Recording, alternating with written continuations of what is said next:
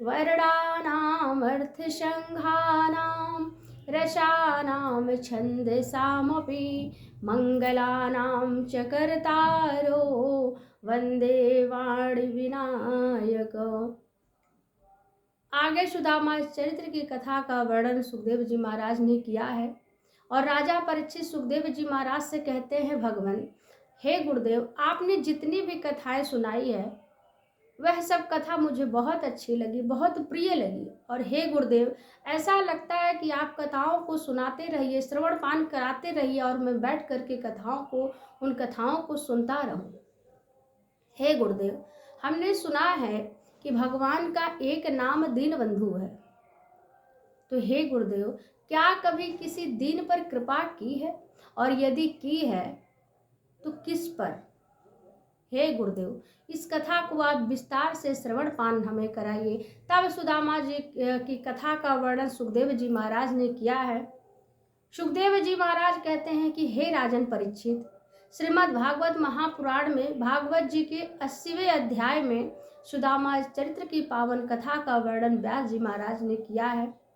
और व्यास जी महाराज लिखते हैं, कृष्णस्याशीत सखा कश्चित् ब्राह्मणो ब्रह्मवित्तमः विरक्त इंद्रियारथेषु प्रशांतात्मः जितेन्द्रियः। कृष्णस्यासीत सखा कश्चित्, भगवान श्री कृष्ण के परम प्रिय मित्र का नाम था सुदामा। ब्राह्मणो ब्रह्मवित्तमः, भगवान श्री कृष्ण के परम प्रिय मित्र का नाम था सुदामा और वे बड़े धनवान थे। हमने तो अब तक यही सुना है कि सुदामा जी गरीब थे, निर्धन थे, परंतु व्यास जी महाराज लिखते हैं, विरक्त इंद्रिया रथेषु प्रशांत आत्मा जितेंद्रिया।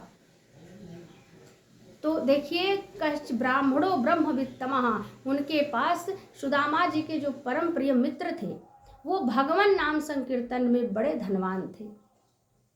विरक्त इंद्रियारथेषु, भगवान जी के जो परम मित्र थे सुदामा जी ने अपने इंद्रियों को अपने बस में कर लिया था। प्रशांतात्मा जितेन्द्रियः, सुदामा जी हमेशा प्रसन्न चित्त रहते थे, निरंतर भगवान नाम संकीर्तन किया करते थे, श्री कृष्ण के नाम का गान किया करते थे। सुदामा जी केवल जाति से ही ब्राह्मण नहीं थे, ब्रह्मवित्तमः, वेदों को जानने वाले वेदज्ञ थे, ब्राह्मण में भी श्रेष्ठ ब्राह्मण थे। सुदामा जी ने अपने जीवन में अयाचक व्रत का पालन किया था। अयाचक का मतलब होता है कि कभी किसी से ना मांगने वाला, कि मैं घर घर जा करके भिक्षा नहीं मांगूंगा।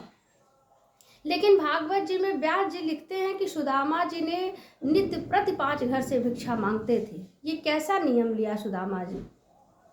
तो देखिए, सुदामा जी नित्य प्रति जाते थे, किंतु किसी से भिक्षाम देहि को भिक्षा मांगते नहीं थे।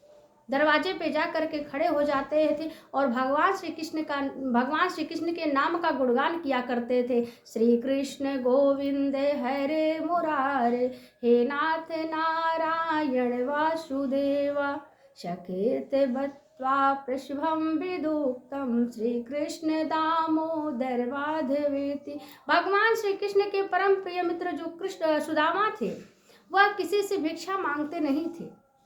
दरवाजे पे खड़े हो जाते थे, किसी ने भिक्षा दे दिया तो भी ठीक और नहीं दिया तो भी ठीक।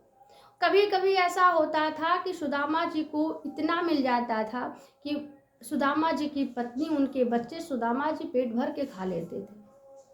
और कभी कभी ऐसा होता था कि थोड़ा बहुत मिलता था, और कभी कभी तो ऐसा हो जाता था कि भिक्षा में कुछ भी नहीं मिलता था, किंतु सुदामा जी कभी भिक्षा मांगते नहीं थे।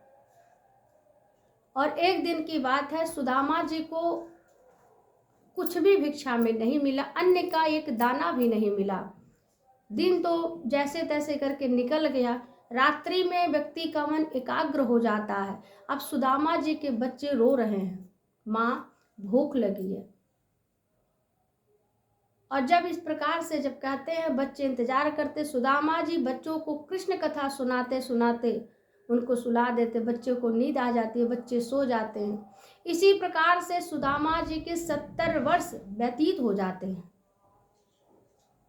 और जब 70 वर्ष व्यतीत हो जाते हैं जीवन में, तो एक दिन की बात है, बच्चे को बहुत जोर से भूख लगी हुई थी। बच्चे बहुत भूख से व्याकुल हो रहे थे। और देखिए, जब बच्चे जोर जोर से रो रहे थे, कठोर से कठोर हृदय वाली माँ भी अपने बच्चों को रोते हुए देखती है तो उसका दिल पिघल जाता है, तो माँ का हृदय पिघल जाता है। तो सुशीला ने सुदामा जी से जाकर के कहती हैं, पतिदेव, बच्चे भूख से तड़प रहे हैं, बच्चे भूख से तड़प रहे हैं। आज तक जब से मैंने आपके नाम के सिंदूर मांग में भरा, तब से हमने यही देखा है कि आपके घर में कुछ भी खाने को नहीं है। हे पतिदेव, यदि हमारे घर में कोदो, समा, बाजरा, मक्का इत्यादि होता तो मैं आपका, बच्चों का और अपना पेट भर लेती, और मैं आपको भीख मांगने के लिए नहीं भेजती।